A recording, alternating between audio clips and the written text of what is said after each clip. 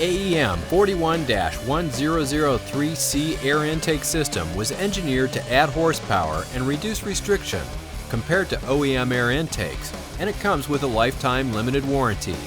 This AEM air intake utilizes a large reusable dry flow air filter that is oil-free, durable, and very easy to clean. The air filter can be used for up to 100,000 miles before cleaning is needed, depending on driving conditions. AEM's 41-1003C air intake fits 2011 Nissan Altima models with 2.5-liter engines. See the AEM catalog or aemintakes.com for up-to-date model details. This air intake system is not legal for highway use in California or other states adopting California emission standards. Check aemintakes.com for up-to-date information on emissions legality for specific parts on specific vehicles. AEM power testing showed an estimated power gain of 3 horsepower at 4,900 RPM, with this air intake installed on a 2011 Nissan Altima with a 2.5-liter engine. Actual results will vary depending on the condition of the vehicle, mileage, weather, and other variables. Here's a comparison of the Altima sound on the dyno with the stock OEM system versus AEM's air intake.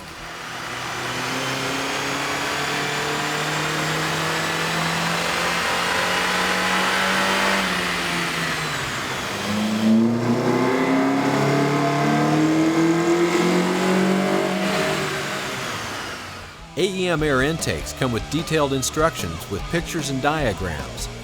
AEM intakes are engineered for specific vehicles to produce a safe horsepower increase. Preparing the vehicle. Make sure the vehicle is parked on a level surface. Set the parking brake. If the engine has run in the past 2 hours, let it cool down. Disconnect the negative battery terminal. Do not discard stock components after removal of the factory system. Removal of the stock system. Remove the 3 Allen head bolts that secure the valve cover in place. Lift up on the bottom of the engine cover and remove it from the vehicle. Remove the 2 bolts securing the stock intake scoop. Remove the stock intake scoop from the vehicle. Remove the spring clamp securing the PCV hose to the stock intake tube. Remove the hose from the valve cover vent. Unplug the MAF sensor connector. Release the 2 clips securing the MAF sensor harness to the airbox. Remove the 6mm bolt that secures the lower airbox in place. Loosen the hose clamp that secures the inlet tube to the throttle body. Lift up on the bottom of the airbox to disengage it, but do not remove it from the engine bay. Remove the factory airbox system from the vehicle. Remove the 6 clips on the top of the front grille. Remove the 6mm bolt on the top grille support.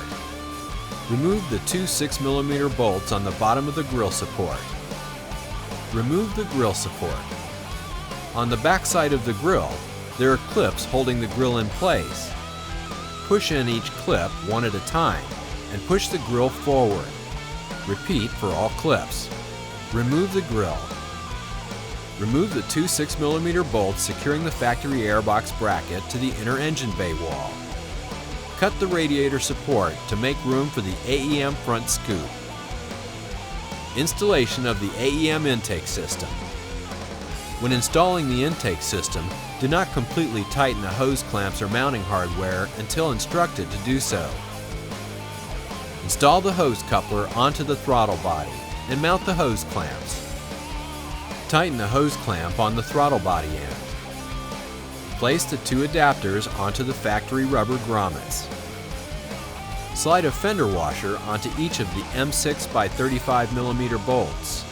From underneath the factory rubber grommets, slide each bolt and fender washer through so the bolt protrudes through the rubber grommet and adapter. Use the provided M6 nuts to keep the assembly together.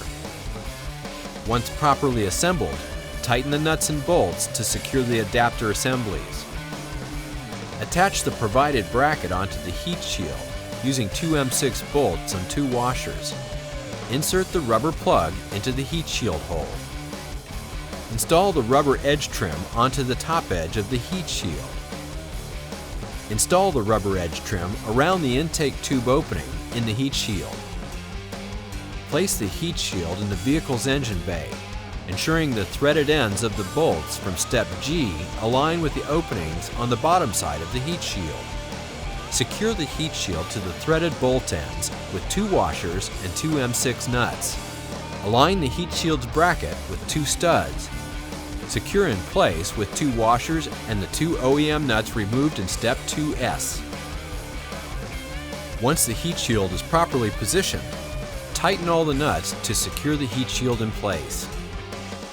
Install the 3.5-inch coupler with 2 number 3 hose clamps onto the heat shield's inlet. Tighten the hose clamp on the heat shield inlet end. Attach the air inlet hose to the air intake tube and loosely secure with the hose clamp. Install the air inlet hose assembly into the engine bay. Attach the bracket to the air inlet hose and to the radiator support using the provided M6 bolt. Install the mounting block onto the air inlet hose. Secure the air inlet hose using the OEM bolt and washer number 5 as shown. Mount the bracket to the air inlet scoop using 1 M6 bolt. Install the air inlet scoop into place. Install the OEM clip. Secure the air inlet scoop bracket to the radiator support using 1 M6 bolt.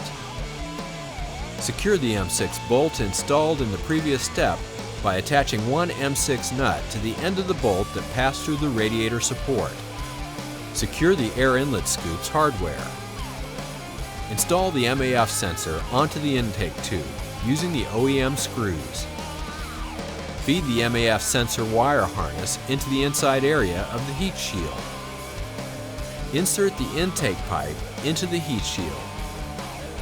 Mount the AEM air filter onto the intake tube and secure it using a hose clamp. Align the intake pipe with the throttle body's coupler and secure the hose clamp. Attach the PCV vent hose to the intake's pipe vent. Secure the vent hose with the OEM hose clamp. Plug in the ETI. Mount the ETI using 1 6mm bolt and 1 6mm nut. Tighten the nut. Measure and mark the grill and cut the grill as shown in the instruction sheet. Reinstall the grill using the factory clips removed in step M. The AEM intake installed. Reassembling the vehicle. Position the inlet pipes for best fitment.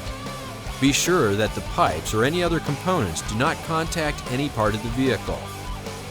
Tighten any rubber mounts if applicable, all bolts and hose clamps. Check for proper hood clearance. Readjust pipes if necessary and retighten them. Inspect the engine bay for any loose tools and check that all fasteners that were moved or removed are properly tightened. Reconnect the negative battery terminal and start the engine. Let the vehicle idle for 3 minutes. Perform a final inspection before driving the vehicle. It will be necessary to check AEM air intakes periodically for realignment, clearance, and tightening of all connections. Failure to follow the above instructions or proper maintenance may void warranty. Go to AEMintakes.com to find products, download installation instructions, view dyno charts showing estimated horsepower gains, and for other product details.